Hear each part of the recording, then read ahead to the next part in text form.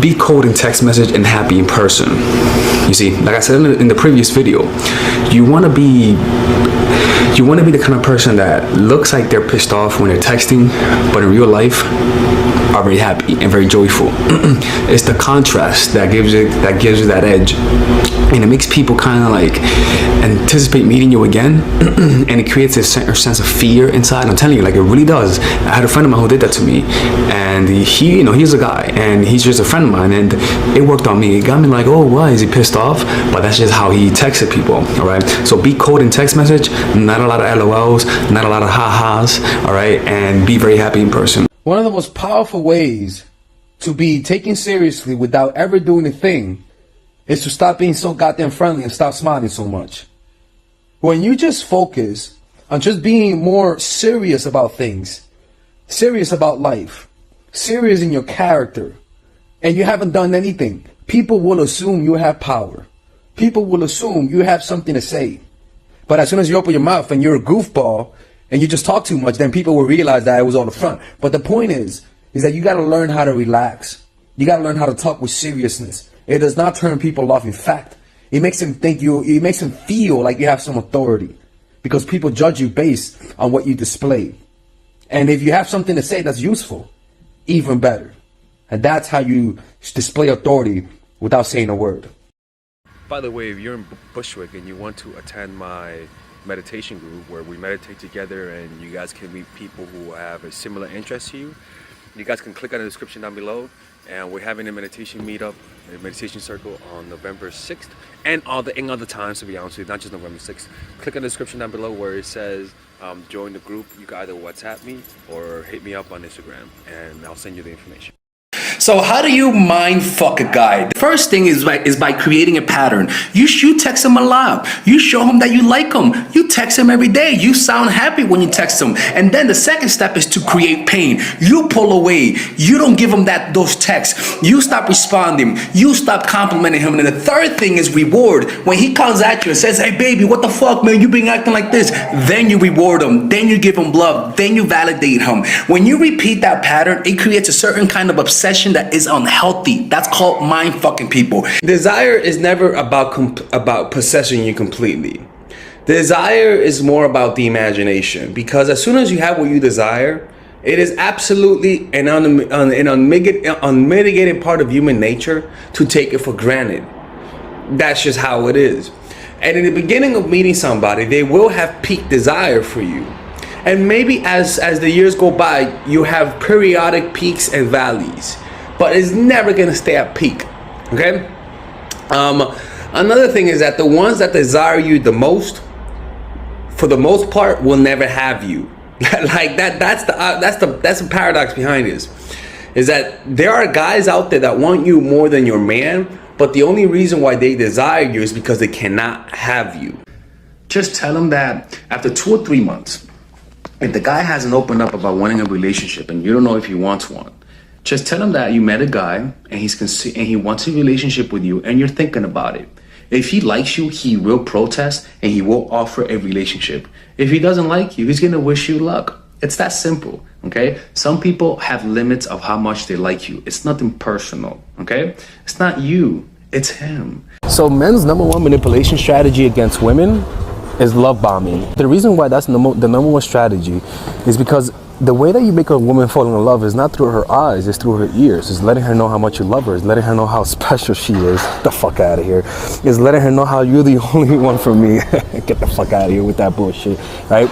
And if you fall for that, that means you're somebody who's either looking for love or you're somebody who's an empath. And so you pretty much show your heart. You walk around with an open heart, and that makes you susceptible to men who are manipulative and know the strategy of love bombing. Love bombing, they'll tell you they love you, they'll give you flowers quick, they'll do everything that you want to. And as soon as they feel like they have you, they'll pull away. And then, like the junkie that you are, you'll start chasing them after them. And that's how they get you. Control your emotions. Stop pursuing the guy. Stop trying to make things happen.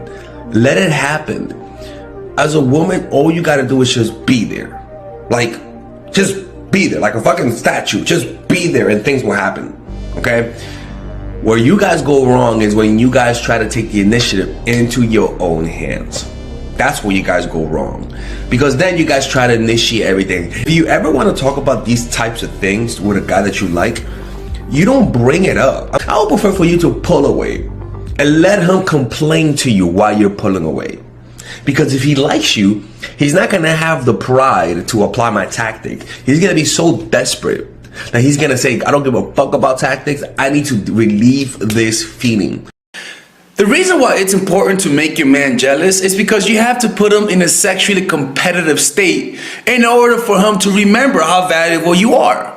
When he doesn't see other guys around you trying to bang you, he's not going to realize how attractive you are. That's the truth. The most beautiful girl I was with, I took it for granted because she tried her best to hide all of the guys trying to hit on her so I don't get jealous. But as soon as I saw somebody who was hitting on her, somebody who was trying to flirt with her, all of a sudden I realized that this woman is unbelievably beautiful. So what you got to do is show him that there are guys around you trying to have sex with you. You don't have to bang the whole football team, just insinuate it. And you'll notice how he all of a sudden will start trying to impress you a lot more often. It's important that you lie to men. Don't take the advice when people say you can't lie. You gotta lie. Some things you gotta lie about. Don't tell him that you gangbanged the whole goddamn football team if he says how many guys you banged. Lie to that motherfucker. You gotta lie to him how many guys you've been with. You gotta lie to a guy about what you want. If you want a relationship, say that you don't want a relationship, so that then you can actually act needy. And by you saying you don't want a relationship, it makes him think, okay, she's just acting that way. But if you say you want a relationship and then you act needy, then he's gonna say, oh, she's just trying to get me, trying to cuff me up. Lie to guys about the numbers of guys you've been with and about what you want. The reason why every woman needs to have at least one black guy as her ex is because it puts your current boyfriend in a sexually competitive state, especially if he's white, especially if his name is Jake. Now look, the reason why is because a black guy represents, and that's the truth, at least from where I'm from, it represents ultimate sexuality. Big dick, you know what I'm saying? Tall, muscular, his name is Tyrone. That type of shit. If you tell that to your boyfriend that you dated a big old black guy, he's gonna say, oh, all right, but deep down he's gonna have fear that big old black guy is gonna come running into that door and take his girl home. All right. So at least mention you dated at least one black guy and say that you actually like dating black guys and watch his face. You see, desire is never about possessing you completely. Desire is more about the imagination, because as soon as you have what you desire, it is absolutely an unmitigated part of human nature to take it for granted. That's just how it is. And in the beginning of meeting somebody, they will have peak desire for you. And maybe as the years go by, you have periodic peaks and valleys. But it's never going to stay at peak. Okay? If you want to watch more amazing toxic content like this, follow me on my YouTube channel and follow me on Instagram. You'll see it right here. Is cultural compatibility. Is he Muslim and you're Christian? Most likely you guys are not going to be able to work out. Is he Muslim and he wants you to convert to Islam and you don't want to? You guys are not compatible. Does he come from a culture that's sexist and you come from a culture that's more liberal? You guys are not compatible. Does he come from a culture where his parents' opinions matters more than you? You guys are not compatible. So it's better off to find somebody who's either the same cultural beliefs or has flexibility in terms of culture, because you guys are not going to work out if that's not the case. If you want to watch more amazing toxic content like this, follow me on my YouTube channel and follow me on Instagram. You'll see it right here. It's so another thing that you could do is actually not with eye contact, but with just your voice. So it's very similar to what I said. You talk very normal, very polite, but then you bring it down to a more sexier, sexual tone, right? It could be talking about anything, right? It could be, I love playing basketball, but I love watching it a lot more, if I'm being perfectly honest with you. Anyways, what are you up to tomorrow, right? You just literally tone it down. Why? Because what it does is that you're pretty much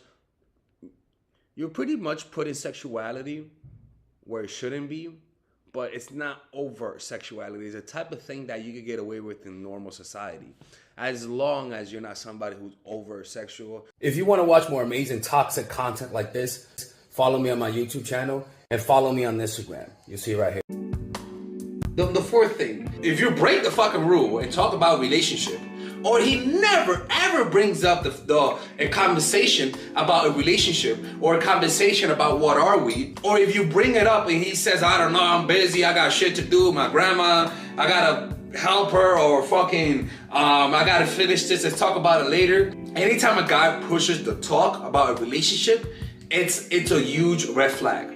Because I can promise you, when a guy likes you, you have to understand this, ladies, okay?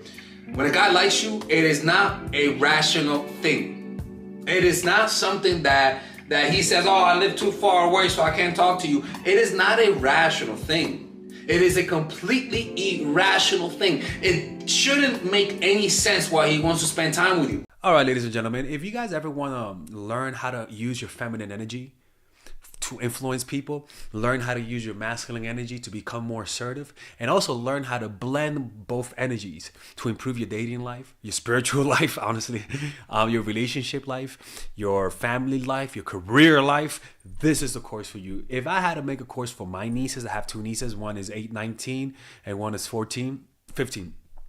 16. Holy shit. Oh my God, he's a bad fucking uncle. He's a bad uncle. Get him. Shut up, Melissa. You should get this course, right? And this is the course that I will make for them.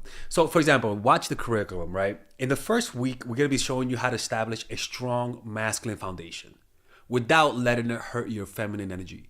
This masculine foundation is a source of who you are, right? It's your bodyguard. Without this, whatever feminine energy you create will be destroyed by the outside, because your masculine is your shield. So we'll talk about goal setting. We'll talk about how to develop a serious attitude. We're going to be talking about how to use more logic, how to use more goal-oriented behavior. It's more how to be a man. Now the next one is how to embrace the feminine energy, right? This one will teach you about how to minimize excessive masculine traits, developing self-awareness, healing abundant feminine energy, regulating your emotion, mastering voice qualities and facial expressions, surrendering control and allowing pain to be felt. This is honestly, this will supercharge, like Kaioken, your masculine energy. After that, we have femininity in the workplace, and how to be feminine in the workplace without letting people take advantage of you, and the nuances of how women on power should behave versus women who are subordinates in the workplace, and even the dress code. This is based on psychology, people. It's kind of insane. I'm actually excited about this one. The next week, we talk about navigating the labyrinth of male and female friendship, and this a lot of women find confusing, so we talk about that. And how to identify envious friends, how to identify the good friends, how to keep male friends, and how to keep female friends. Week 5, we talk about how to release the burden of the past and stop and destroy mental projections. This is actually really powerful. And then week 6, we talk about how to increase your observational power so that you could read people better. And we have a bunch of bonuses. The course starts at $99, and you guys can pre-order the course today at $69 before it goes out. If you're watching this, most likely I'm in the meditation retreat, so I will be praying for all of you guys. And just click on the description down below of the video, right there, you'll see it, and you could pre-order that course. It's gonna be out by the end of next month or the beginning of February of March. One of the two, people, because I have a 10-day retreat to do, and I want to finish the course after the retreat, because I think the ideas are gonna be so much better. All right, man. I'll see you guys later. Pre-order, man. I'm closing the channel.